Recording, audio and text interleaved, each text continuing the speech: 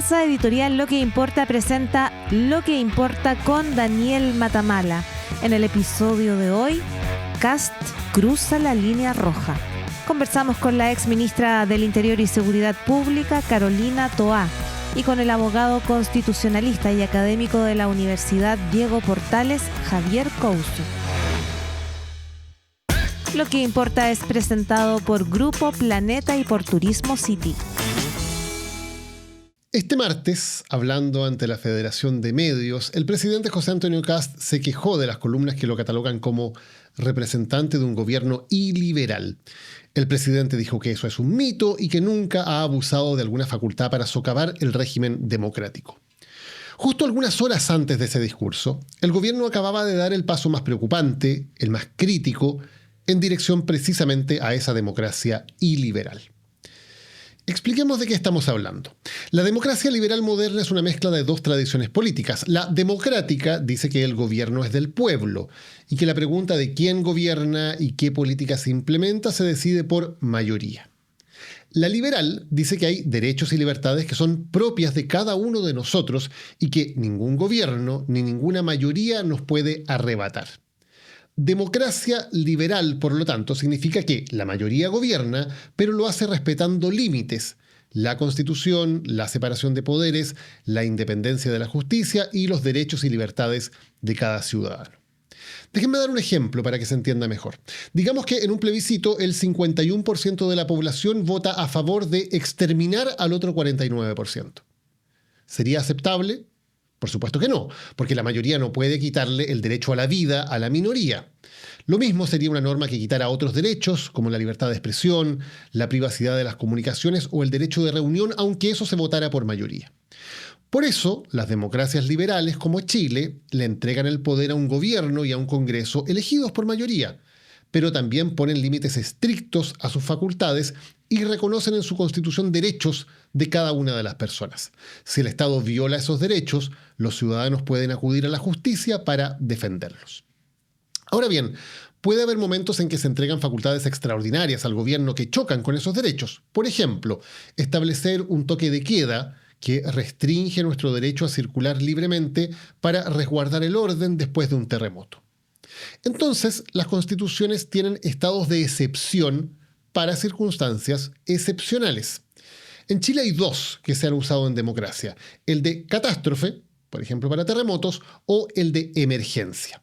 También está el estado de sitio, para el caso de guerra interna, que no se ha usado en Chile desde la dictadura, y el de asamblea, para una guerra contra otro país. Como estas son atribuciones muy peligrosas, la Constitución las define con mucho cuidado. Rigen por tiempos limitados, por ejemplo el de emergencia por 15 días.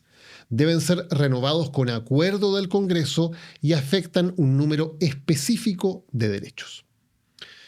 Pues bien, el gobierno acaba de presentar un proyecto de reforma constitucional para crear un nuevo estado de excepción, el de seguridad pública, y al hacerlo ha dado un paso alarmante hacia la democracia iliberal. Hemos tenido mucha discusión acerca del proyecto de republicanos y de José Antonio Kast, si es un proyecto de derecha tradicional o si es parte de la ola de ultraderecha que, en nombre del poder del pueblo, ataca libertades individuales básicas, como ha ocurrido en Hungría, en Estados Unidos y, muy gravemente, en El Salvador. Hasta este lunes, en mi opinión, este gobierno, si bien tiene referentes y discursos que son iliberales, en la práctica se había mantenido dentro de los márgenes de la derecha tradicional. Creo que esto se rompe con el proyecto de reforma constitucional y en especial con este nuevo estado de excepción. Creo que por primera vez en este casi medio año, el gobierno del presidente Kast cruza la línea roja que separa a un gobierno democrático de derecha de uno iliberal. Y es que este estado de excepción es incompatible con una democracia liberal. Convierte al presidente de la República en una especie de dictador temporal, con poder para suspender la libertad personal, de locomoción, el derecho a reunión y a asociación, a espiar nuestras comunicaciones privadas y a requisar los bienes de todos nosotros. Le entrega al presidente de la República facultades que son mayores al estado de sitio con el que gobernaba Pinochet, algo que ningún gobierno ha reclamado desde la dictadura. De hecho, las restricciones que imponen hoy solo existen en el estado de asamblea, o sea, cuando entramos en guerra con otro país. Y lo hace además hasta por 8 meses, sin necesidad de consultarle al Congreso. O sea, si se aprobara esta reforma, al día siguiente el presidente podría terminar con todas estas libertades por 8 meses sin preguntarle a nadie. Dejaríamos de ser ciudadanos con derechos garantizados a la libertad, a la privacidad, y pasaríamos a ser súbditos que dependemos de la benevolencia de una autoridad con poder sobre nuestras vidas. Y ni el Congreso ni la justicia podrían decir nada al respecto. Y ojo, esto no se trata del combate al crimen. Hoy los fiscales pueden, con supervisión de los jueces, espiar a sospechosos, interceptar sus comunicaciones, allanar sus casas. Este estado de excepción aplicado por el presidente, no por la justicia, nos quita los derechos a todos, seamos o no sospechosos de algún delito. Y esto va a quedar en la Constitución para que mañana un gobierno comunista o libertario o populista o de quien sea pueda utilizarlo a su arbitrio. Es parte del libreto de los regímenes autoritarios que intentan expandir su poder, concentrar la autoridad en una sola mano, limitar los derechos de las personas y reducir el rol, el contrapeso del poder legislativo y del poder judicial. No es el único aspecto preocupante de la reforma, hay muchos más, por ejemplo que el presidente crea un listado de organizaciones terroristas que se debilite la igualdad ante la ley y también derechos como la salud y la educación. La república no se trata de entregar todo el poder a una persona y confiar en que ella lo va a usar con criterio. Eso se llama despotismo. En la república el poder está distribuido, hay contrapesos y controles y sobre todo cada uno de nosotros tiene derechos que no dependen de la benevolencia de la autoridad. Al pedir para sí mismo facultades abusivas, incompatibles con una democracia liberal, al buscar concentrar un poder gigantesco inédito desde la dictadura en una sola mano, el gobierno del presidente Kast ha cruzado una línea roja. Porque es exactamente así, concentrando todo el poder en una persona, dejando inermes a los ciudadanos, vaciando de poder a la justicia y al Congreso, como mueren las democracias. Más allá incluso de las intenciones que tenga este gobierno, dejar una norma como esta en la Constitución es instalar una bomba de tiempo en el corazón de nuestra democracia. Es un regalo para cualquier líder autoritario que hoy o mañana pueda usarla para quedarse con el poder total. Y esta no es una discusión teórica. La historia nos enseña que el camino de la democracia a la dictadura suele transitarse mediante el abuso de los estados de excepción. Así ha sido históricamente, desde Hitler invocando el artículo 48 en Alemania en 1933, hasta Bukele decretando el régimen de excepción en El Salvador en 2022. Afortunadamente, como estamos en democracia, es el Congreso el que tiene aquí la última palabra. Y es alentador que en estas horas muchos políticos y académicos, incluso de derecha, incluso cercanos al oficialismo, hayan levantado una voz de alerta. Es de esperar que el Congreso esté a la altura de su responsabilidad histórica en este momento que es crítico para nuestra democracia. Es el tema que vamos a analizar hoy en esta edición de Lo que Importa. Como siempre, hemos invitado a las autoridades competentes de gobierno a ser parte de esta conversación. Lamentablemente, no ha sido posible contar con ellos. Aquí comienza un nuevo capítulo de Lo que Importa. En este programa hablamos de lo que importa y viajar importa, pero también importa no pagar de más. Y por eso te queremos recomendar Turismo City. Es la aplicación que compara miles de ofertas en segundos y te muestra el precio más bajo. Quienes usan Turismo City ahorran hasta 40% en vuelos, hoteles, paquetes o asistencia al viajero porque tiene un algoritmo inteligente. Ese algoritmo inteligente compara todas las opciones que encuentra en la web con una sola búsqueda y te redirige automáticamente al sitio de la aerolínea o la agencia que tenga el precio más bajo. También, si es que aparecen ofertas de último momento, te las notifica para que no te las pierdas. Descárgala gratis en App Store y Google Play o ingresa a turismocity.cl. Turismo City paga menos por viajar. Carolina Toa, ex ministra del Interior y de Seguridad Pública, nos acompaña hoy para hablar de un tema que importa. Carolina, ¿cómo estás? Bienvenida. Bien, gracias Daniel por la invitación. Está pasando muchas cosas. El proyecto de reforma constitucional del gobierno ha levantado una serie de alertas por todos lados. ¿Qué es lo que más te preocupa o en qué deberíamos poner más atención hoy día? A ver, hay muchas preocupaciones, ¿no? Pero te diría la primera, como ex autoridad en esta materia, es que como país volvamos a un escenario en que estuvimos hace un tiempo atrás, en que la seguridad era motivo de una pelea estéril y mientras la política se peleaba, el crimen avanzaba.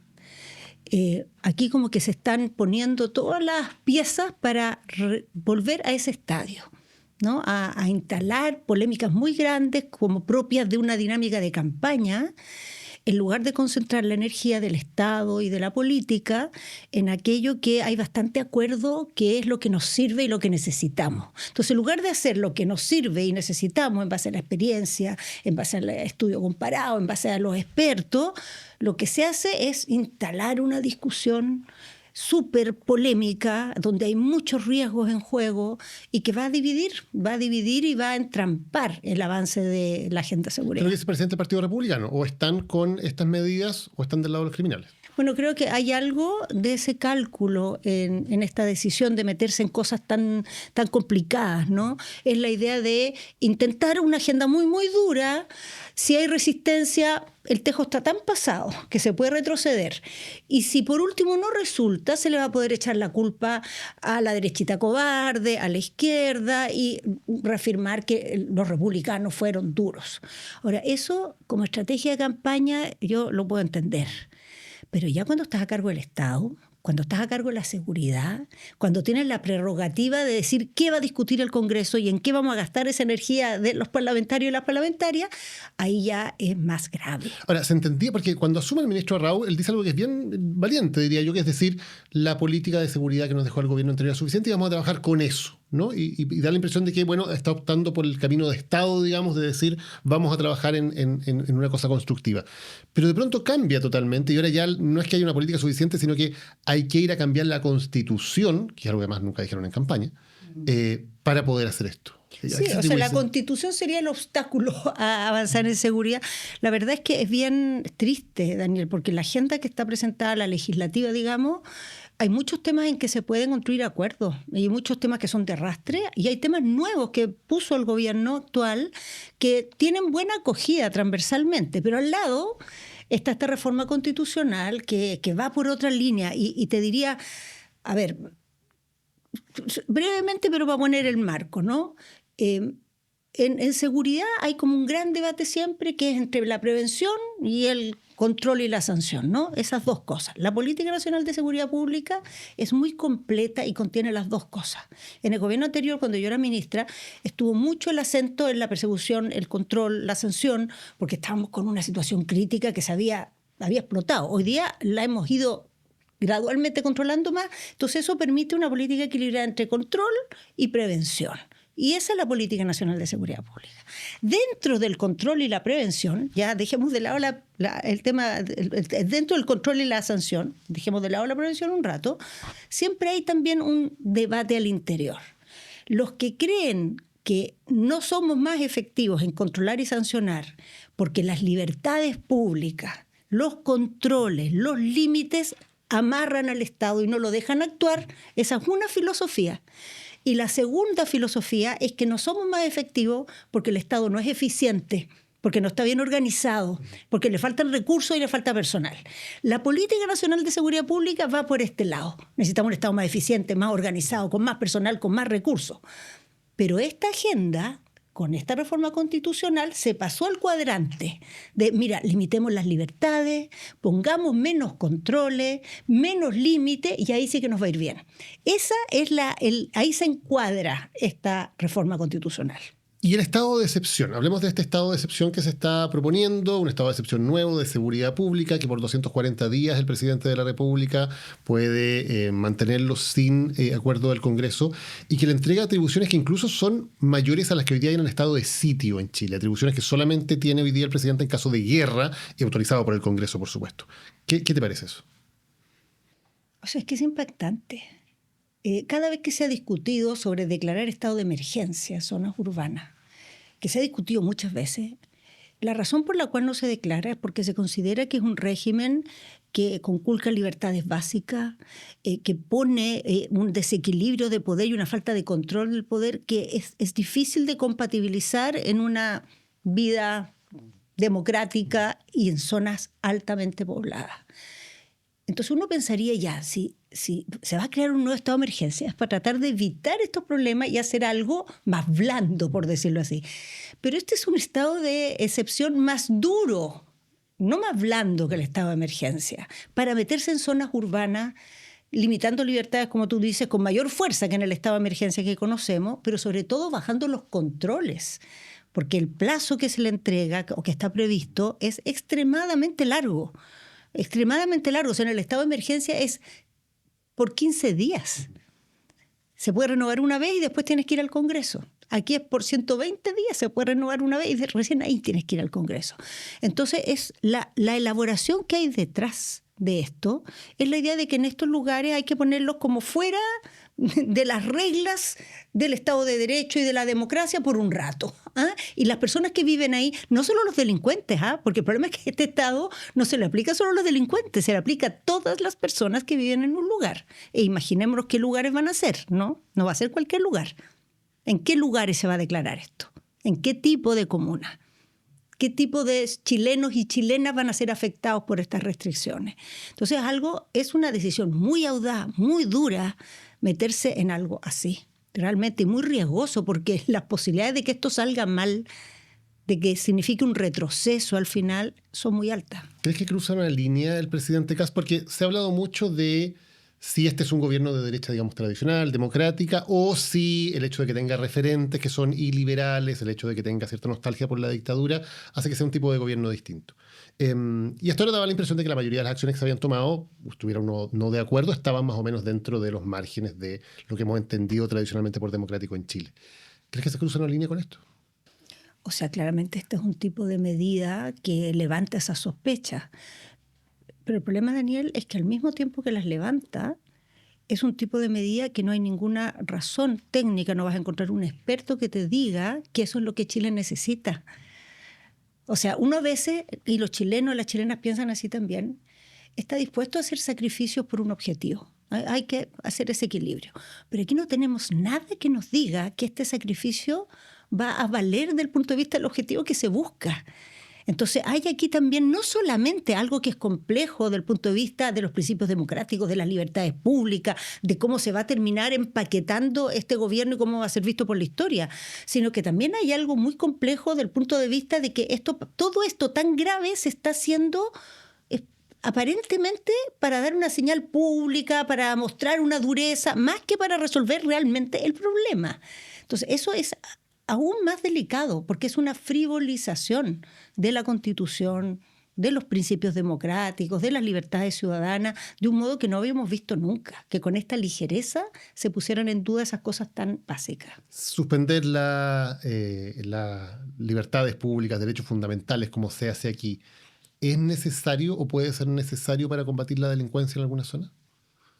O sea, desde el momento en que tú estableces, por ejemplo, mayor presencia policial, que tú estableces mayores controles, ciertamente eso altera la normalidad de la vida de las personas, pero la altera en una dimensión que no va a la esencia de cosas básicas que nos parecen importantes en una democracia. Cuando tú, en cambio, dices que puedes escuchar conversaciones de personas que no están investigadas por ningún delito, que ningún juez ha revisado si tiene sentido meterse en las comunicaciones de esa persona, que puede requisarle bienes a personas por vivir en un lugar, por estar en una cuadra donde hay unos delincuentes. Entonces, ahí ya estás sacrificando cosas muy gordas y el objetivo para que la estás sacrificando no hay ninguna evidencia de que vas a obtenerlo con más eficacia por esta vía. En cambio, sí hay mucha evidencia de que si tenemos el Estado más organizado y más eficiente, si tenemos personal policial en las cantidades que necesitamos porque nos falta, mejor preparado, más equipado, ahí sí hacemos una diferencia. Entonces, ¿por qué no nos concentramos en eso mejor? Que tiene más acuerdo, que tiene menos riesgos y que no nos hace sacrificar cosas importantes en el marco de una convivencia democrática. Y la pregunta que uno se hace es entonces, ¿para qué se quiere que el presidente de la República tenga este tipo de facultades en Chile?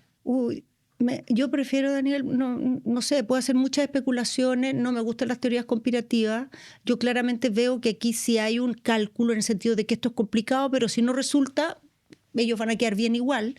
Pero realmente el trasfondo creo que es una explicación que tiene que dar el gobierno, porque estamos hablando del estado de emergencia, pero quiero recordarte que al lado del estado de emergencia hay 3 medidas que contempla esta reforma que no se necesitan en lo más mínimo. Declarar que el Estado tiene una obligación en la seguridad pública. En Chile no hay un juez, no hay un fallo, no hay un antecedente de jurisprudencia, no hay un informe en derecho que haya puesto en duda jamás que el Estado tiene esa responsabilidad de proteger a las personas. Jamás. No hay 2 palabras sobre esto.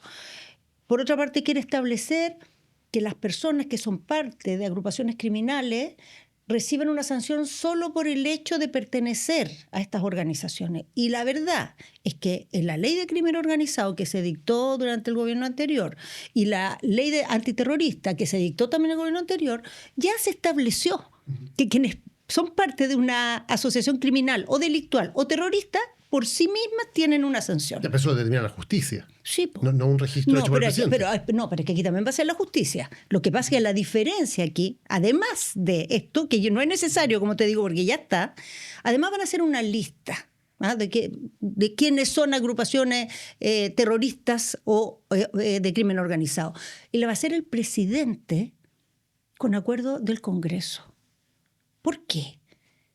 ¿Por qué no lo hacen los organismos que investigan? ¿Por qué vamos a meter al Poder Ejecutivo y el Legislativo en esa materia? O sea, ¿cuál es el sentido de eso? O sea, estamos pensando que el presidente sabe mejor que los tribunales o que la fiscalía cuáles son las agrupaciones de crimen organizado o terroristas. O sea, no tiene eso, tampoco le veo ningún sentido. Bueno, pero sabemos para lo que se ha usado eso en otros países. Bueno, es que ese es el problema. Entonces, aquí se tiene que explicar el gobierno para qué hace esto. Y la otra cosa que ponen, que tampoco es necesaria, es tener un régimen en la Constitución de alta seguridad. La verdad, nosotros tenemos un régimen de alta seguridad. En el gobierno anterior se instaló un régimen de máxima seguridad. Es verdad que muchas veces las personas que son sometidas a ese régimen van a alegar a los tribunales, pero no ha habido ni una oportunidad en que una persona que sea parte de alguna banda de crimen organizado o de algún grupo terrorista, los tribunales le hayan dado la razón de que no pueden aplicársele las medidas de máxima seguridad. Además, hay en el Parlamento una ley en este momento sobre esto mismo para profundizar. Entonces, ¿para qué meter esto en la Constitución? ¿Cuál es el sentido? Eso no lo voy a explicar yo, que lo explique el gobierno. De hecho, se presenta este proyecto e inmediatamente se traslada a presos a una cárcel con régimen de máxima seguridad. Bueno, pero Eso ahí puede ser. Otra cosita, otro comentario, ya que tú comentaste también esto ampliamente. Yo entiendo y comparto que cuando hay un nivel de miedo como el que hay en Chile, es necesario dar señales de firmeza, de capacidad, mostrar fuerza, yo eso lo entiendo. Incluso puedo entender que un gobierno quiere aprovechar la oportunidad que se va a hacer este traslado para mostrarse activo, etc. Pero la verdad, aquí se está trasladando presos a una cárcel que ya está construida, que se construyó 3 gobiernos para atrás. Se está trasladando en unos móviles especiales de traslado de alta seguridad que se compraron en el gobierno anterior. A personas que fueron condenadas también anteriormente por delitos que cometieron aún antes. Entonces, lo nuevo aquí, el cambio de mano que tanto se habló, en estricto rigor, es que se hizo publicidad con esto. Ese es el cambio de mano. Puede ser que eso incluso se justifique, pero sería un gran error que los chilenos nos convenciéramos que vamos a ser más efectivos contra el crimen organizado simplemente porque ahora con drones se filman los operativos y se muestran con música de fondo. Entonces yo en ese sentido le pediría al gobierno, está bien, mira, hacerse un poco autobombo, pero cuando tú pasas un límite, puedes generar y vas cargando la opinión pública de una cosa que después se te viene en contra. Porque la gente también siempre desconfía, siempre piensa 2 veces. Y esto yo creo que se pasó un poquito del límite. Y efectivamente se hizo con la ley actual. No fue necesario cambiar la Constitución. ¿Y hay algo distinto en, por ejemplo, recluir a presos de alto compromiso en una cárcel de máxima seguridad especial? ¿Es algo que tiene algo de nuevo lo que hizo el gobierno? No, porque módulos de alta seguridad ya hay en otras cárceles. O sea, hay aquí en Santiago, hay en Antofagasta, hay en Concepción. Esta cárcel es más moderna, evidentemente, tiene una serie de... Pero en realidad lo que nosotros más nos falta para ser más potentes en esto, es que necesitamos que haya estas capacidades, digamos, en los edificios, en las estructuras de las cárceles, en más lugares.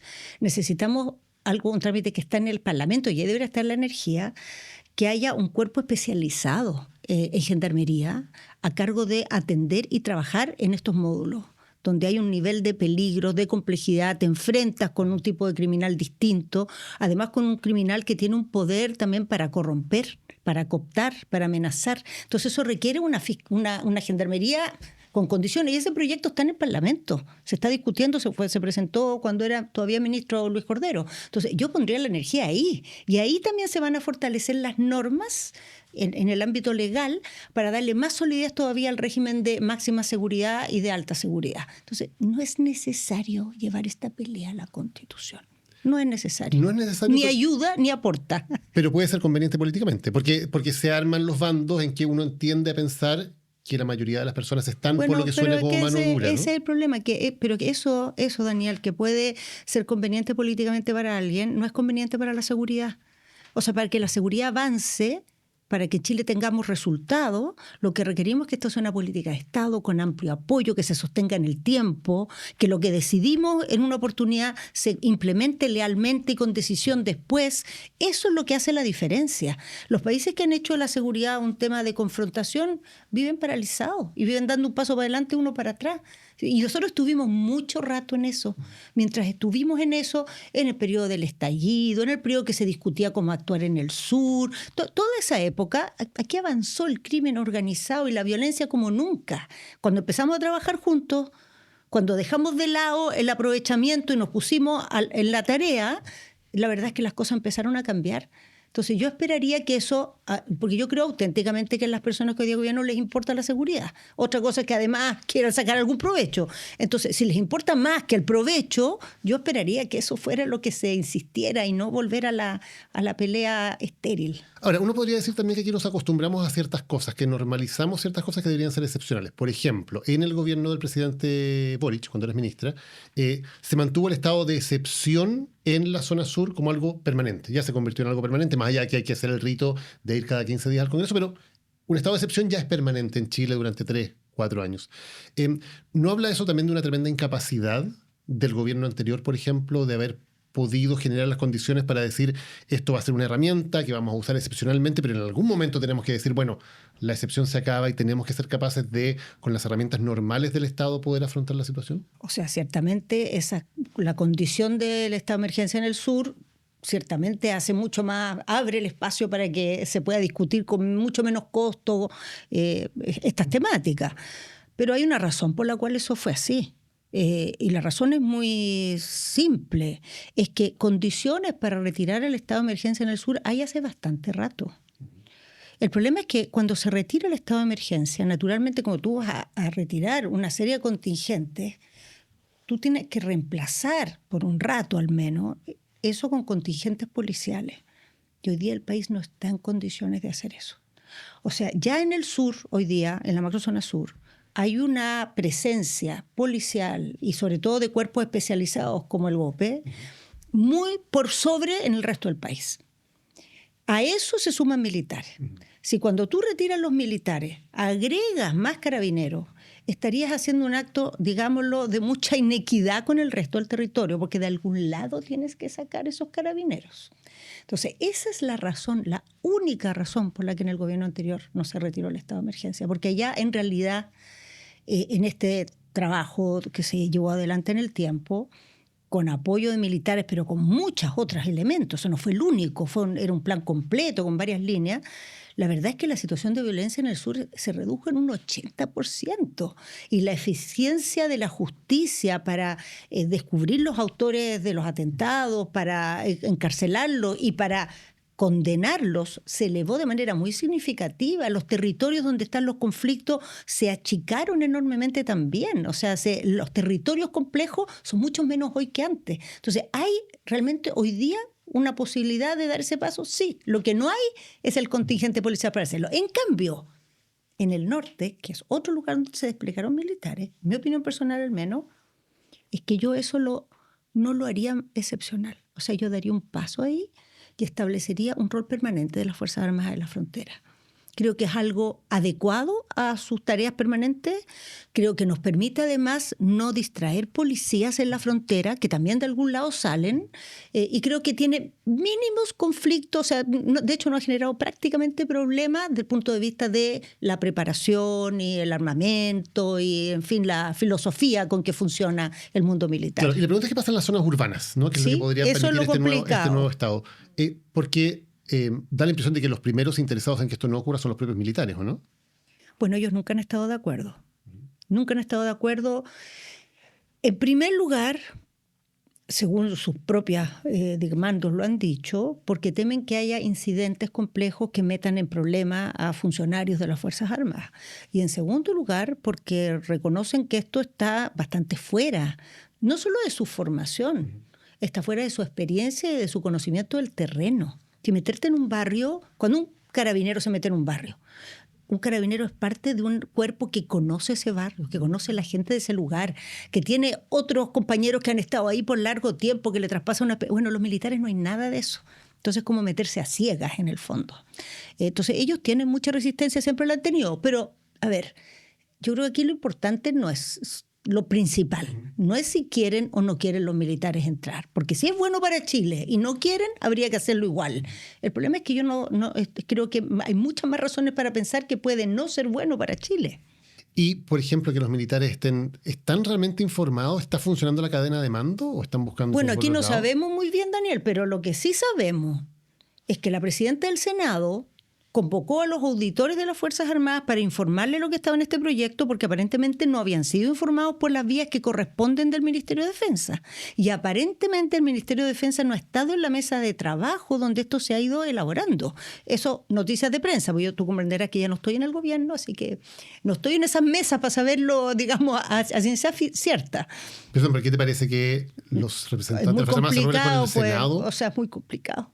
Es muy complicado, o sea, es totalmente inadecuado que las Fuerzas Armadas, a través del legislativo, se informen de los proyectos de ley sin pasar por su mando civil, que es el Ministerio de Defensa. No corresponde. No, o sea, no corresponde, y yo fuera gobierno, esto levantaría todas las alarmas del mundo. Déjame volver por un minuto. Porque o sea, mira, digo, de hecho, cuando en el Parlamento se invita a algún representante de las Fuerzas Armadas, a alguna comisión, siempre tiene que pasar por la opinión del ministerio respectivo y siempre está presente el ministerio en esas reuniones. Aquí no fue así. Déjeme volver por un minuto al tema de la democracia, del resguardo de la democracia, ¿no? Porque hemos visto que la democracia se ha erosionado en muchas partes del mundo y se ha erosionado muchas veces por cosas como esta. Muchas veces el camino por el cual se erosiona la democracia es precisamente que una autoridad política ejecutiva tiene facultades extraordinarias para cosas como combatir el delito y, bueno, sabemos en lo que eso puede terminar. ¿Qué tanto te preocupa lo que puede pasar con la democracia en Chile si este proyecto tal como está se aprueba y se convierte en parte de la Constitución? O sea, me preocupa mucho y me preocupa que se instale la idea de que las libertades, los controles y los límites al accionar de las fuerzas de orden debilitan la seguridad. Porque lo que nos muestra la historia del mundo es que allí donde son fuertes los derechos de las personas, ahí donde el Estado tiene mucho control y tienes límites, es donde más seguridad hay. Al revés, donde no hay límite, donde no hay control y donde las libertades de las personas valen poco, son los lugares más violentos del planeta, son los lugares donde el crimen prospera, son los lugares donde las personas sienten que hay que defenderse solo. Entonces, me preocupa por la democracia, pero me preocupa también por la seguridad. O sea, creo que esto no es un trade-off. Democracia y seguridad suelen ir de la mano, avanzan juntitos. Pero hoy día para la opinión pública pareciera que no. Pareciera que hay una idea de que efectivamente para tener más seguridad hay que renunciar a ciertas libertades. Sí, bueno, vamos a escuchar mucho eso en los debates, Daniel. Muchas veces vamos a escuchar, pero mire lo que muestran las encuestas. Pero las encuestas también están reflejando lo que han visto en el debate público, porque ha habido demasiadas autoridades, demasiadas personas que tienen un rol de representación, que han estado por años diciendo que la razón por la cual no somos más efectivos es porque hay unos derechos ciudadanos, porque hay unos límites, porque hay unos controles, es porque no nos dejan hacer cualquier cosa. Entonces también esa opinión pública está reflejando lo que le han ido transmitiendo sus representantes. Por eso es tan importante cómo se hace el debate público, no es baladí. O sea, el debate público también condiciona las opiniones y las percepciones ciudadanas. Efectivamente existe. Hoy día la mayoría de las personas está dispuesta a hacer sacrificios por la seguridad. El tema es que es distinto decirlo en abstracto que cuando tu hijo sea el que agarren en la esquina y le quiten, no sé, la mochila porque lo encuentran sospechoso. ¿Y qué tan peligroso es que un presidente, cualquier presidente, ni siquiera estoy pensando en este presidente en particular, porque cuando las cosas se ponen en la Constitución son para que las aplique cualquier gobierno, ¿no? ¿Qué tan peligroso es que un presidente pudiera tener las facultades que le entrega esta reforma? Es que mira, a ver, no sabemos cómo ocuparía este gobierno estas facultades, pero vamos a suponer que tienen un plan y que quieren hacer algo muy acotado y homeopático. Pero una vez que tú creas esas competencias, las puede ocupar cualquier gobierno. Entonces viene el ministro Raúl dice, no, si tenemos pensado unos lugares muy acotados, unas intervenciones muy puntuales, pero es que esto es, de aquí en adelante cualquier gobierno que tengamos va a poder ocupar esto y lo va a poder ocupar acotado o no acotado. Y por tiempo breve o por tiempo largo, con criterio o sin criterio. Por eso la Constitución es algo tan delicado que hay que tratar con tanto cuidado. Y cada vez que nos dicen que los detalles de cómo esto va a funcionar van a estar en la ley, a mí, lejos de darme tranquilidad, me da inquietud. Porque en la Constitución hay quórum altos para aprobar las cosas. Pero una vez que tú las apruebas, en la ley, con quórum mucho más bajo, puedes darle interpretaciones muy complicadas, muy expansivas. Entonces, yo por eso no soy partidaria de poner estas cosas en la Constitución. ¿Me entiendes? Porque una vez que las aprobaste, abriste una manga que da para cualquier cosa. Mejor discutámosla en el ámbito legal y se podrá ahí hacer modificaciones, distinto que en la Constitución, que la marcha atrás es muy difícil, es casi imposible. Una cosa que sorprende, que es que hemos hablado por muchos años del tema de la seguridad. Este gobierno llegó básicamente porque fue más creíble para los chilenos en materia de seguridad que los demás candidatos, claramente. Pero de algo que nunca se habló fue de esto. O sea, nunca se dijo, por ejemplo, en campaña por parte del actual presidente Kast, miren, yo para resolver el tema de la delincuencia necesito cambiar la Constitución. Yo necesito tener estas normas, estas herramientas. ¿Crees que se ocultó o crees que se está improvisando algo que no tenían en mente? Yo creo que se está reaccionando a la partida fallida que tuvo el gobierno de seguridad. Entonces, como se partió muy mal, como se mostró un gran desorden, una falta de claridad completa de qué es lo que había que hacer, se hizo uso abusivo de las facultades del Ministerio de Seguridad. Entonces, para corregir eso, se quiere generar algo muy emblemático que diga, aquí sí que empezó en serio, el Estado lo pusimos en modo seguridad. Yo creo que es una manera de parchar, de enmendar la forma en que se debutó. Creo que lamentablemente no todo vale para mejorar la percepción pública. Hay límites. Yo entiendo que las autoridades, los gobiernos, imagínate, no soy ninguna, no vengo cayendo del cielo. Yo entiendo que la gente necesita hacer cosas para mejorar su imagen, para enmendar situaciones anteriores, pero no a cualquier precio, no con la Constitución, por favor. Carolina Toa, muchas gracias por habernos acompañado hoy hablando de un tema que importa. Gracias a ti, Daniel. Te quiero recomendar este libro, un libro que nos hace una pregunta. ¿Qué ocurre en la mente de quienes hacen posible el horror? Este libro se llama El cerebro nazi, es del periodista y escritor Carlos Basso, e intenta responder una de las preguntas más inquietantes de la historia. Cómo personas que eran aparentemente normales terminaron provocando uno de los peores genocidios que haya visto la humanidad. Se llama El cerebro nazi, una aproximación al mal, una investigación que mira al pasado, pero también con ello está alertando sobre los peligros del presente, desde la figura de Hitler hasta burócratas como Adolf Eichmann, pasando por empresarios, militares y ciudadanos comunes. Este libro revela cómo el mal puede instalarse en la vida cotidiana de una sociedad. Un fenómeno que, y eso es muy importante en nuestros días, no terminó en 1945, sino que sigue mutando en el presente con el auge que han tenido movimientos racistas y supremacistas durante los últimos años. El cerebro nazi de Carlos Basso está disponible en librerías y tiendas digitales.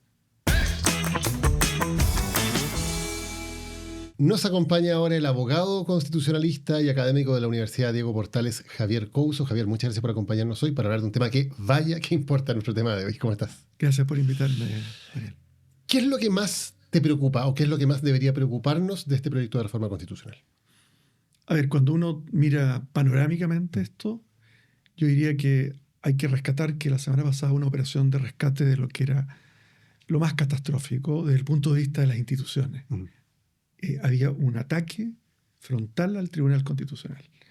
Y esto puede sonar como procedimental, pero todo lo que yo ahora voy a comentarte que encuentro problemático, algunas de esas cuestiones podría eventualmente controlarlas el Tribunal Constitucional. Entonces, hay que mirar la mitad del vaso lleno, creo yo. Esta semana las instituciones políticas, el periodismo, funcionó en alertar a la ciudadanía y a la clase política de que había algo que era muy serio. Me consta que al interior del Tribunal Constitucional hubo mucha preocupación. Y, por ejemplo, el nivel en que se echó pie atrás en esto, se ha comentado poco. Cuando uno mira el mensaje que fundamenta o justifica el proyecto que estamos ahora todos conversando, sacaron toda referencia a la justicia constitucional.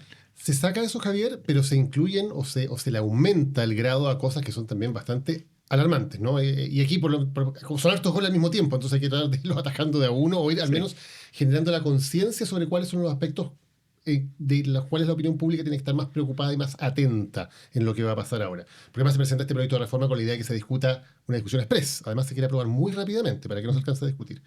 De lo que sí se presentó finalmente, ¿cuál es el aspecto que hoy día es más alarmante? Yo diría que hay dos que son sumamente alarmantes al punto, lo diría así, que de aprobarse sería el primer acto que transformaría este gobierno en uno iliberal. O sea, este es un debate que viene por varios meses. Hasta ahora yo creo, soy de los que piensan que no ha tomado un acto que uno puede decir, mira, esto es un acto de concentración del poder en el Ejecutivo que lo pone en ese club. Un club al cual el presidente suele acudir al extranjero, pero no ha tomado todavía esa medida. Ahora, presentar un proyecto así, uno ya se pregunta, hay una intencionalidad. No está muy clara la intencionalidad. Vamos al más grave de todo.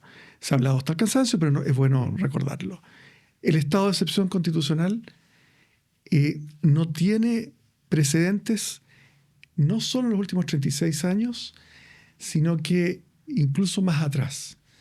El hecho de que sin acuerdo del Congreso se pueda decretar un estado que tiene la posibilidad de otorgar medidas al presidente, tan graves como el de una guerra externa que se llama estado de asamblea, por 8 meses es algo que no ocurre ni con el estado de asamblea. O sea, la posibilidad de espiar a toda la población, porque claro, el pretexto es espiar al crimen organizado y el terrorismo, pero como no hay control no sabemos a quién se va a espiar. ¿Con esa reforma el presidente podría espiar a toda la población? A toda la población. No hay cómo saberlo. Como es una autorización, es como una carta blanca, es como un cheque en blanco. En el estado de asamblea es de vida o muerte la guerra para un país. Si hay espías, supongamos que tenemos una guerra con un país limítrofe.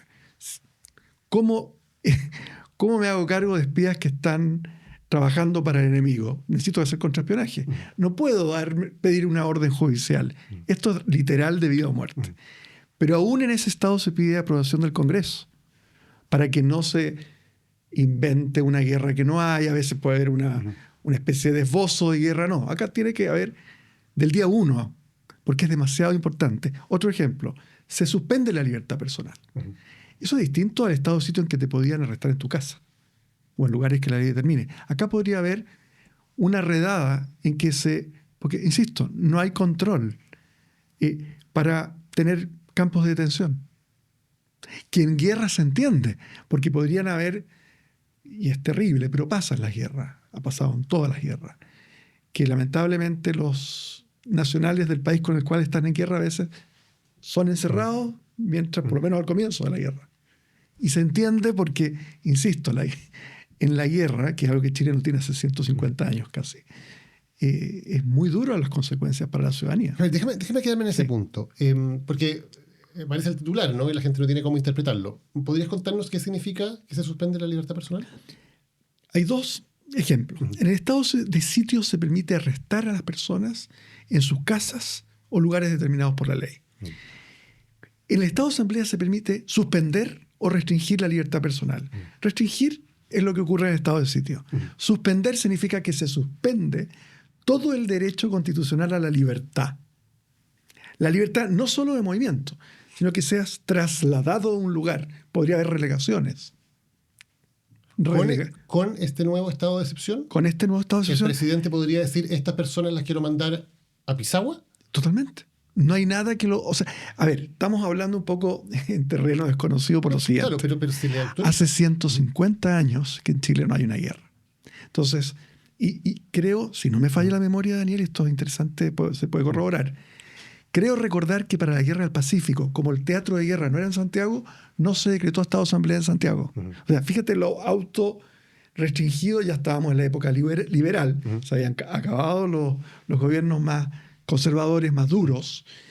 Y entonces se tomaba con mucha cautela esto. Pero cuando uno dice se suspende del todo un derecho distinto a restringirlo. Por eso que el estado de sitio solo permite restringirlo. Y estoy hablando de un estado que jamás se ha impuesto en los últimos 36 años. La última vez que hubo estado de sitio en Chile fue con Pinochet. Con Pinochet. En el estado de asamblea es aún peor, porque puede suspender el derecho a la libertad. ¿Y este estado de seguridad pública? Permite eso. Y con el agravante que para el estado de guerra de asamblea tienes que inmediato conseguir la aprobación del Congreso. Acá a los 8 meses. O sea, no sé si se aquilata. Es que es bien impresionante y por eso quiero dejarlo súper explícito, Javier, porque estamos en un tema que recién estamos hablando que estaba como fuera de nuestro horizonte, ¿no? De la conversación, y de pronto aparece este tema y es muy difícil hacerse la idea. Sí, déjame preguntártelo muy derechamente para que lo vamos a explicar. Si esta reforma constitucional se aprueba, el día de mañana un presidente cualquiera, presidente Kast u otro presidente que haya después, cualquier presidente podría decir, decreto este estado y por 8 meses, por lo tanto, puedo tomar a chilenos cualquiera y puedo privarlos de libertad. Suspender el derecho a la libertad personal es que tiene derecho a privarlos de libertad. Sin pasar por un juez. Sin pasar por un juez. Sencillamente porque el presidente dice usted está detenido. Es típico de una situación de guerra, en que tú tendrías el derecho de detener. Esto pasó en Estados Unidos en la Guerra Mundial. Se detuvo a personas japonesas en California durante 2 años, porque estaban en guerra. Hay, por supuesto, un gran debate del caso. Generó, la Corte Suprema hubo un caso que tuvo que, Karematsu creo que era el nombre, contra Estados Unidos. Pero finalmente, en teatros de guerra, tú entiendes que puede, lo que hay en juego es finalmente la propia existencia de un país. ¿Qué fundamento puede tener hacer esto en una circunstancia que no tiene nada que ver con una guerra? Bueno, yo no estoy en el cerebro de quien decidió esto, pero uno tiene intuiciones. Mi impresión, Daniel, aquí va a ser quizá contraintuitivo. Yo creo que esto es una metida de pata. Yo no creo... o sea, es que no se ve el fin... alguien podrá decir, soy muy ingenuo, aquí tiene que haber una intencionalidad. No, cuando uno recuerda, acaba esta mañana el senador Cruzcoque decir que habló con el ministro García Ruminó y que no había pasado, este proyecto no fue visado por la división del gobierno más jurídicamente especializada, la división jurídico-legislativa de la presidencia, del Ministerio de la Presidencia. No lo revisaron. Cuando tú ves además que hay errores groseros, como de mala factura, como decían mi abuelo, hasta para hacer las cosas malas hay que hacerlas bien. Lo hicieron mal. Vamos a hablar de eso un poquito más adelante, pero se mantuvo el artículo 19, número 7, letra H, que prohíbe imponer como sanción la pérdida de derechos previsionales. O sea, hasta para hacer una maldad como es deprivar, creo yo, a una persona que cumplió su condena, por 15 años autorizar a que la ley le imponga pérdida de derechos previsionales o de prestaciones que están financiadas, tú no dejas un cabo suelto que se pueda interpretar. Quieren 2 artículos que se contradicen en la Constitución. Yo estoy convencido. A la luz de la evidencia, este gobierno hace 3 meses reconoció que no tenía un plan de seguridad. Lo primero que uno hace cuando tiene un plan de seguridad serio es poner a la gente, incluye un equipo, habrá sociólogos, ingenieros, economistas, abogados. Y lo primero que el abogado dice, muchachos, esto tiene un pequeño problema constitucional. Vamos a tener que hacer una reforma constitucional. O sea, uno habría esperado que el 17 de diciembre, que fue elegido Kast, si este es uno de los 2 ejes de su campaña, hubiera hecho un plan, esto habría salido. Vamos a necesitar una reforma constitucional. Esto salió de la noche a la mañana. Yo creo que, a ver, si tú me dices que acá hay una conspiración, yo eso no lo creo. Yo creo que más bien hay improvisación. Ahora, es una improvisación que si logra entrar en la Constitución es tremendamente peligrosa. O sea, nos deja en una situación de indefensión frente a la autoridad política, sea este presidente o sea un próximo presidente, que es tremenda. Yo diría que sería el retroceso de derechos más importantes desde que volvimos a la democracia, así de grave. Porque se ha incorporado muchas reformas a la Constitución, incluso al capítulo de los derechos fundamentales, pero para ampliar derechos. Te pongo un ejemplo, se derogó la pena de muerte, quedó solo para delitos militares en tiempo de guerra. Claro. Es que volvemos a la guerra. O sea, esto es muy... A ver, mi impresión, Daniel, es que estamos ante un gobierno donde conviven gente con pulsiones populistas autoritarias. El populismo punitivo sería el que se está manejando aquí, no el populismo económico, no el populismo de los retiros, pero un populismo que es igual en el sentido de que evita la deliberación racional, etc. Te voy a poner un ejemplo de un líder que literalmente está desplegando el estilo del populismo autoritario. Cuando se presentó esta reforma, atacó duramente el presidente del Partido Republicano al presidente del Partido de la UDI. Cuando, ¿te acuerdas? Puso la alarma de que esto dañaba la institucionalidad. Aquilatemos lo que significa eso también. Que un aliado íntimo del gobierno, como el presidente de la UDI, diga que una propuesta del gobierno daña la institucionalidad, es como que daña la democracia.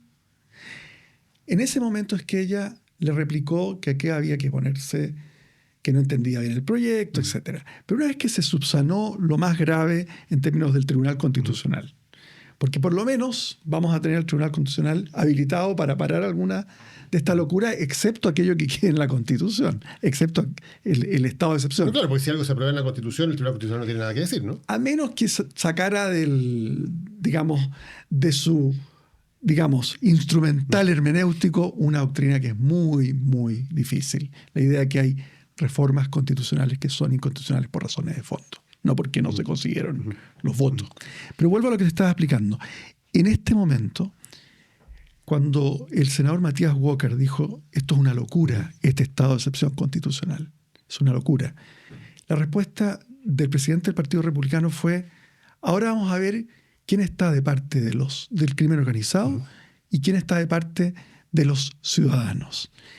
Esa dicotomía entre buenos y malos, en vez de decir lo razonable, obvio que asumo que alguien que está votando con mi gobierno, como Matías Walker, quiere el bien de Chile, pero tiene distintas ideas acerca de cómo llegar a eso y qué cosas no se pueden sacrificar. Esta idea de buenos y malos, de poner o están conmigo o están contra mí, es, desde el punto de vista estilístico, típico de sistemas de gobiernos populistas autoritarios. En este caso significa decir, si usted no está de acuerdo en que el presidente tenga facultades casi omnímodas por 8 meses sin preguntarle a nadie, usted está al lado de los criminales.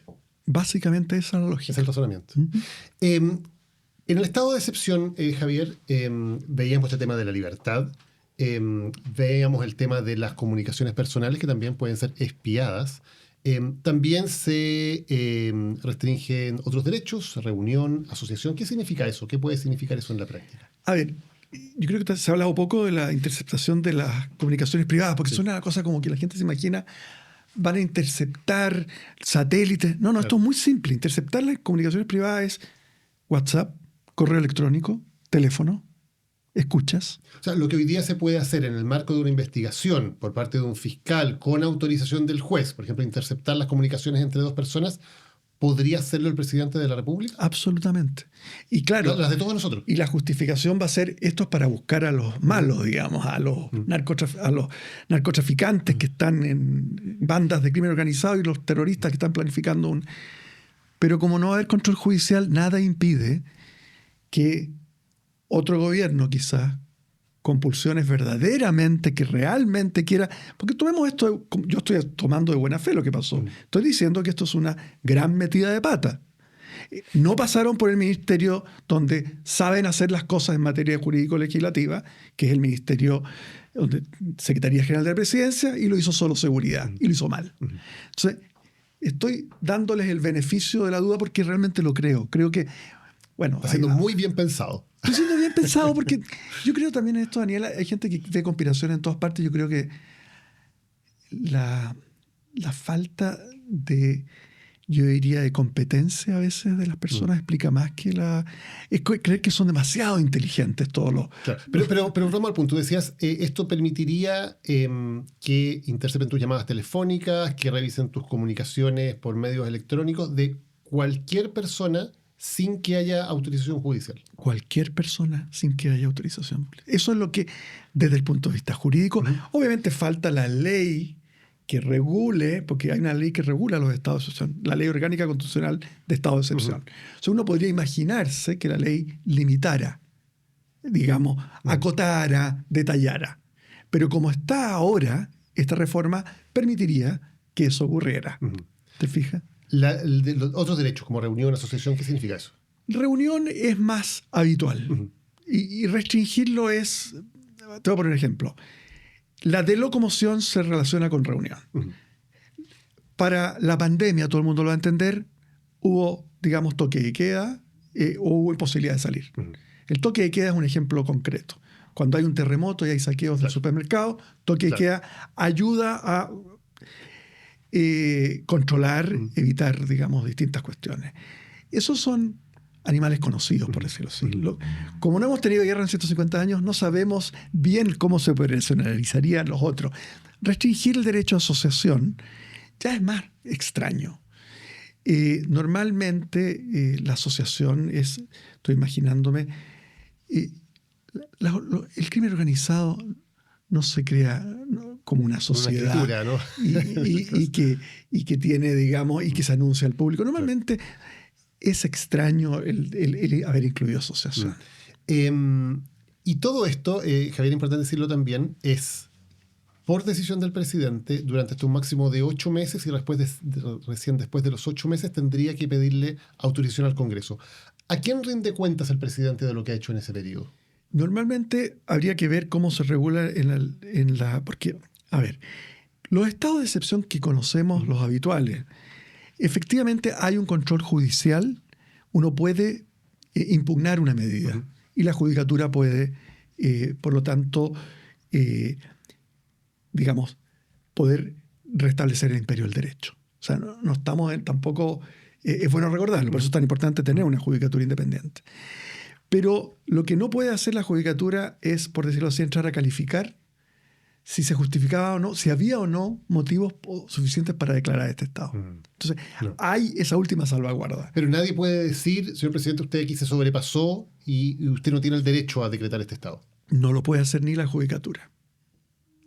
Es voluntad del presidente. Del presidente. Sea quien sea. Sea quien sea. Veamos otros de los puntos de esta reforma, Javier, porque también está este tema, por ejemplo, de crear por parte del presidente, con acuerdo del Senado, una organización, una especie de lista de organizaciones criminales. ¿Qué fundamento es para eso? A ver, los países de la Unión Europea, quizá por el rol que juega la Corte Europea de Derechos Humanos, no tienen algo así. Por dos motivos. En la historia constitucional de Europa y la chilena, en Chile tenemos una cosa que es como prima hermana de lo que se quiere instaurar, que se llama, es un tipo penal que es la asociación ilícita, que ahora los expertos en derecho penal te podrán dar más detalles, pero entiendo que se distinguió ahora entre asociación criminal y asociación delictiva, donde es un delito el solo pertenecer. Aun cuando nos asociamos para cometer delitos y eso ya es un delito. Claro, y el que se mete a esa asociación comete un delito por meterse a esa organización. Claro. Aunque no dispare, eso será otro delito, en fin. El que califica en Chile históricamente que cuenta como asociación ilícita es el Poder Judicial. Porque se considera que un órgano político como el Congreso o como el presidente de la República pueden crear una ley, pueden contribuir a crear la ley que establece una asociación ilícita. Pero tiene que ser un ente independiente, léase los jueces, quienes califican si este grupo entra o no dentro de esa tipología. Para evitar el riesgo que esa calificación se empiece a usar con fines políticos para considerar que es una asociación ilícita a un grupo tal vez político que te está molestando, o un grupo, una ONG, o una organización de derechos humanos que está tal vez haciendo ruido. La gente lo va a entender cuando mira al gobierno de Trump. El gobierno de Trump ha calificado de asociación terrorista a asociaciones que claramente no son terroristas. Estados Unidos es un ejemplo de los países que han caído en esta tentación de sacar de la judicatura, de los jueces, el poder de calificar si algo es una asociación ilícita, como la llamaríamos históricamente en Chile, o un grupo terrorista o un grupo de crimen organizado. Entonces, yo creo que eso per se, aunque estuviera solo en la ley, ya sería complicado. Que la Constitución habilite al presidente con 2/3 del Senado a que ratifique esta lista armada por el presidente, a mí me parece que primero, no es materia de la Constitución. O sea, de partida, el delito de asociación ilícita no hubo que reformar la Constitución para crearlo. Porque en general la Constitución tampoco es el lugar donde están los delitos, ¿no? Para esto el Código Penal, ¿no? Solo los delitos constitucionales. Claro. Te pongo un ejemplo. ¿Qué es un delito constitucional? Aquellos por los cuales se puede acusar constitucionalmente a alguien. Claro, con la acusación al presidente o Exacto, o los ministros. Pero los delitos comunes, los delitos penales no están en la Constitución, ¿no? Eso es una sobrecarga del tipo de cosas, y esto es lo sorprendente. El Partido Republicano era de los que más criticaba la sobrecarga, que tenía elementos que no eran materia constitucional, tanto el primero como el segundo proyecto constitucional rechazado. O sea, hay la idea de que la Constitución no sea parte de la política normal, para que no pase como ha ocurrido en Brasil, desde el año 88, en que después de la dictadura que hubo en Brasil, se creó una nueva constitución democrática, y es democrática, pero es un quórum muy bajo de reforma. Entonces, cada gobierno que llega pone parte de sus políticas públicas en la constitución, entonces ha habido un constante derogar la política pública del gobierno anterior, y así nos fuimos. Los países que logran una cierta estabilidad constitucional no cambian la Constitución a cada rato para poner sus políticas públicas. Y acá hay algo muy interesante, perdona que vuelva a la historia constitucional de Chile, pero tú sabes que para reformar la Constitución del 25 bastaba solo la mitad más uno de los diputados y senadores en ejercicio. Es verdad que el presidente podía vetar, pero era muy fácil de reformar. Durante los 50 años que vivió de vida esa Constitución del medio siglo, que rigió, no cayeron los partidos políticos en la tentación en general de constantemente tratar de incluir sus políticas públicas en la Constitución. Lo que permitió, esto la gente lo olvida, que el día del golpe de Estado, tanto el golpista, la Junta Militar, como Allende invocaron la Constitución. Uno para defenderse en la moneda, defender su mandato constitucional, y los que, porque había quebrantado la Constitución. Claro. También está esta discusión que fue la que partió todo esto, ¿no? Que es la norma que permite que a ciertas personas condenadas por ciertos delitos durante el periodo de cumplimiento de su condena y por 15 años después se les niegue el acceso a ciertos derechos constitucionales: salud, educación, trabajo, protección social. ¿Cómo queda esto porque tuvimos una discusión la semana pasada con el borrador? Esto es bien raro porque el lunes de la semana pasada el presidente Kast apareció frente a las cámaras firmando un proyecto. Y ese proyecto no existía. Finalmente hubo un borrador que estuvo circulando por una semana y ahora sí existe un proyecto. No sabemos yo todavía no sé qué firmó el presidente Kast hace una semana, pero bueno. Ahora que ya tenemos el proyecto real, ¿cómo queda eso? A ver, queda muy difuso. Voy a poner un ejemplo. Difuso porque los propios autores han dado entrevistas. Tanto el presidente Kast el día antes de ayer en Radio Duna como el ministro Arrau. Y cuando se le preguntó salud, por ejemplo, las vacunas, la urgencia, dijo por supuesto que eso no. Entonces, ¿qué? Si alguien necesita, una vez cumplida su condena, que ya pagó su deuda con la sociedad, salió está buscando reinsertarse, y necesita una operación de no urgencia, pero importante. Quizá no debería estar primero en la lista de espera. El ministro Arrau ponía ese ejemplo: una cirugía que no fuera de vida o muerte. Que no fuera de vida o muerte, decía, quizá debería estar en la lista de espera. No decía que necesariamente se le iba a negar. Yo creo que no lo tienen muy pensado. Vuelvo a mi temática, a la obsesión. Yo creo que esto fue improvisado, que esto no se pensó. Y que recién cuando la ministra de Salud les dijo esto no se puede hacer, se dieron cuenta de lo que estaban... Se dieron cuenta que era una catástrofe para las enfermedades infecciosas, para las vacunas. Se dieron cuenta de muchas cosas demasiado tarde. O sea, yo creo que para entrarle a la Constitución, que esto lo haya visto solo el Ministerio de Seguridad, es realmente desconcertante, porque uno habría supuesto que un gobierno serio invita al ministro de Salud, si es que todo va a tener influencia, al ministro de Educación, a la ministra de Educación para ver al ministro de Trabajo y Previsión Social. O sea, la sensación que hubo, y que el ministro de la Presidencia coordine los detalles de cómo se hace bien una reforma. Yo creo que esto es el mar de la improvisación. Puse el ejemplo, quiero entrar en este detalle. Como te decía adelante, hay un artículo de la Carta de Derechos Fundamentales que prohíbe la imposición de la pérdida de derechos previsionales como una sanción accesoria. Está en la Constitución desde el año 80.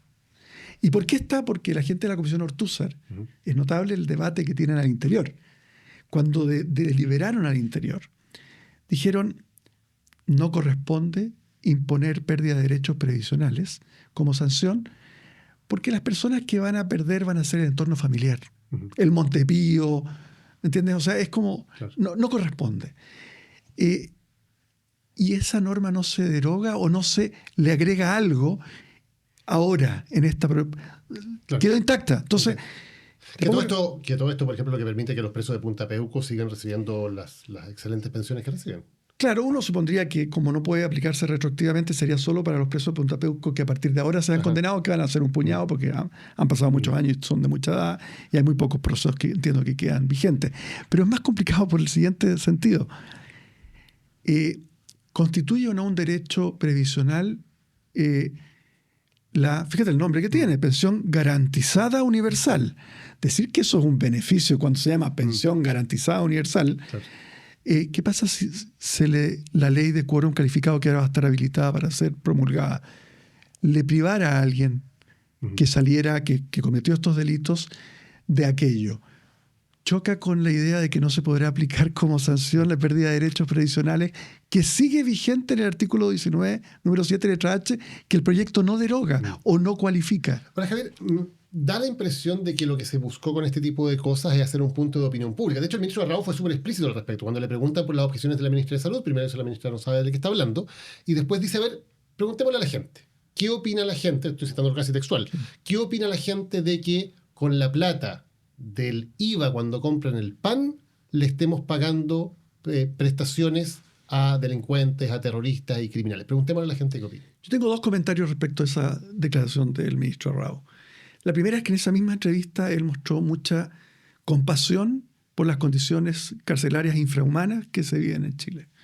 Se extendió diciendo, yo los invito a ver, duermen 8 personas hacinadas donde caben 2, hay rucas. Dijo que preferiría estar preso en El Salvador que en Chile. Porque era catastrófico, dijo, la situación chilena.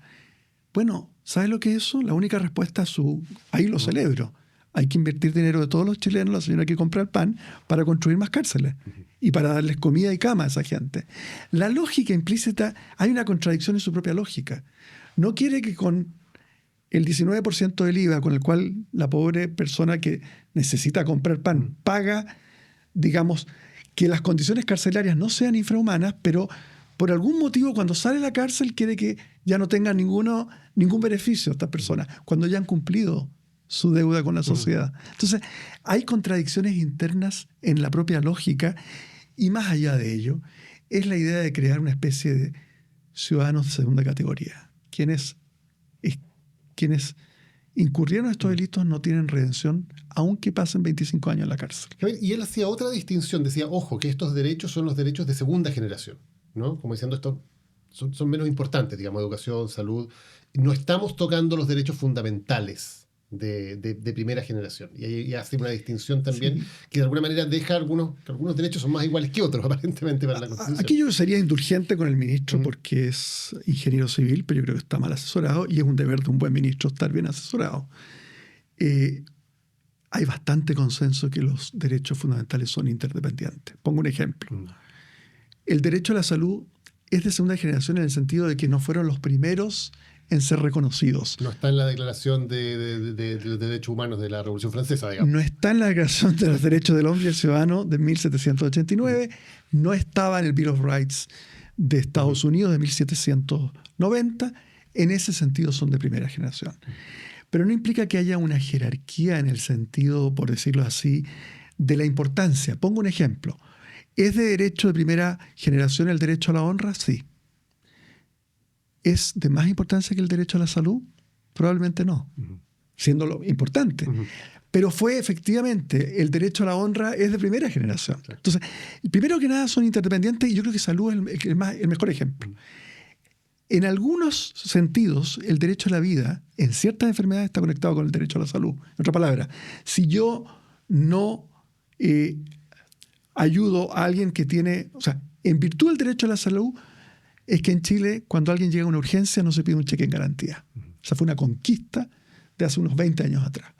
Porque se entendió que hay una íntima relación entre el derecho a la vida y el derecho a la salud cuando estamos ante una urgencia de vida o muerte, y que cuando yo te exigía un cheque en garantía y no lo tenía, era inhumano no atender a esa persona. Entonces, primero que nada, no hay tal jerarquía en el sentido de lo que Rawls llama una prioridad lexicográfica, o sea, que, por decirlo así, hay derechos, uno podría decir, claro, el derecho a la vida parece tener una prioridad lexicográfica porque si yo dejo que se asesine por parte del Estado, se elimine a un ser humano, no va a poder gozar de los otros derechos. Pero ya vimos cómo el derecho a la salud puede estar en ciertos momentos íntimamente relacionado con el derecho a la vida. Yo creo que esas son disquisiciones que en este caso no tienen... A ver, ¿cómo explicarlo? Voy a mostrar otro ejemplo de este proyecto específico que demuestra que están interconectados. ¿Te acuerdas que en el proyecto que lograron, la parte del borrador que logró bajarse, que agregaba al artículo 19, número 2, que es un derecho civil,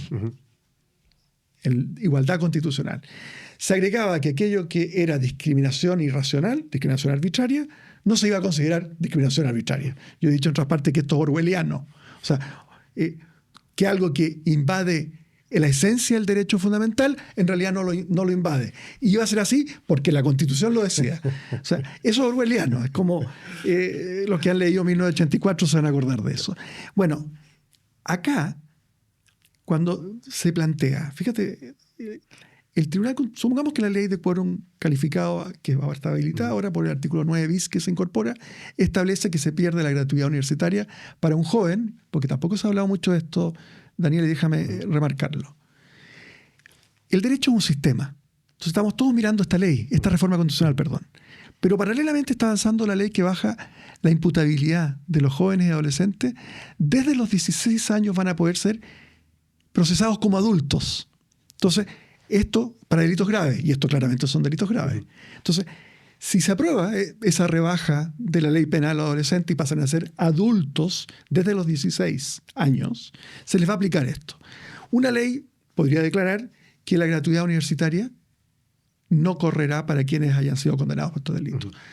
Alguien, un joven que forma parte de esta organización criminal, aunque no haya disparado, pero forma parte, es condenado 15 años. Sale a los 31.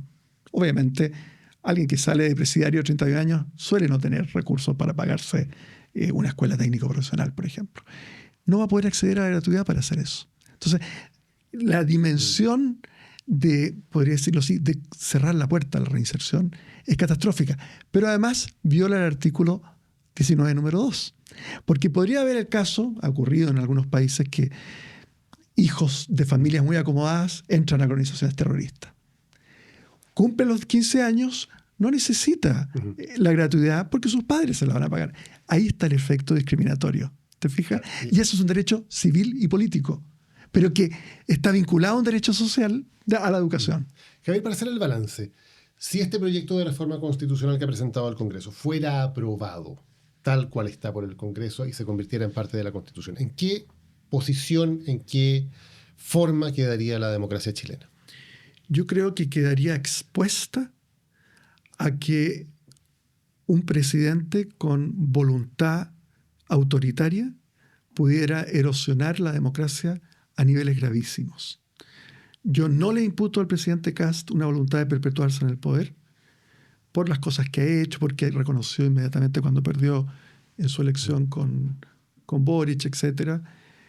No hizo lo que hizo Bolsonaro o Trump, digamos, que llamaron a quemar todas las instituciones cuando no reconocieron que perdieron. Pero deja instalado en la Constitución un dispositivo que puede ser utilizado por un presidente con voluntad autoritaria de perpetuarse en el poder de una manera tan grave. Mira, por decirlo así, en simple. Así como hay rankings económicos de libertad económica, Freedom House tiene un ranking sobre libertad y sobre democracia y sobre Estado de Derecho.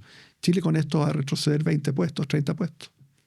Y en materia de lo que es esta legislación que va a estar habilitada ahora, una ley de quórum, yo creo que el Tribunal Constitucional va a verse obligado a tener que declarar inconstitucional muchas de sus medidas. Porque yo te pregunto, si ahora que quedó intacto la garantía de las garantías, el 19 número 26, que prohíbe que una ley que limite o recorte derechos afecte el derecho en su esencia o le ponga atributos que lo hagan impracticable.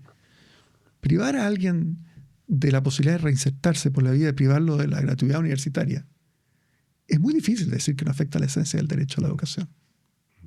Así que va a dejar, por una parte, mucho trabajo para el Tribunal Constitucional, que siempre tensiona las cosas, eso. Y por otra parte, nos va a hacer retroceder en todos los rankings de Estado de Derecho y de libertad. Y más allá de los rankings, nos deja realmente expuestos a que una autoridad, un presidente, con voluntad autoritaria va a tener una herramienta lista a su disposición. Javier Couso, muchas gracias por habernos acompañado hoy hablando de un tema que importa. Gracias, Daniel. Muchas gracias por habernos acompañado hoy en un tema que creo que importa, que creo que es muy, muy urgente. Ojalá que hayamos podido también entregar más información, que es lo que queremos hacer siempre aquí, acerca de por qué es importante que estos temas estén en la discusión pública. Si te gustó este capítulo, bueno, dependemos de ti para que lo recomiendes, para que le digas a otras personas que lo escuchen, que lo vean, también todo lo que estamos subiendo siempre a nuestro Instagram. La idea es también generar la adecuada información y, cuando es el caso, como me parece que es hoy, también la adecuada alerta sobre asuntos que pueden afectar de manera muy grave a nuestros derechos y a nuestra democracia. Para hacer ese trabajo, seguimos comprometidos siempre aquí a hacer este periodismo independiente en la casa editorial Lo que Importa. Que estén muy bien. Nos reencontramos la próxima semana con otro tema que importa. Lo que importa fue presentado por Grupo Planeta, Turismo City y Casa Editorial Lo que Importa. Dirección ejecutiva Daniel Matamala. Producción general Paulina Barrales.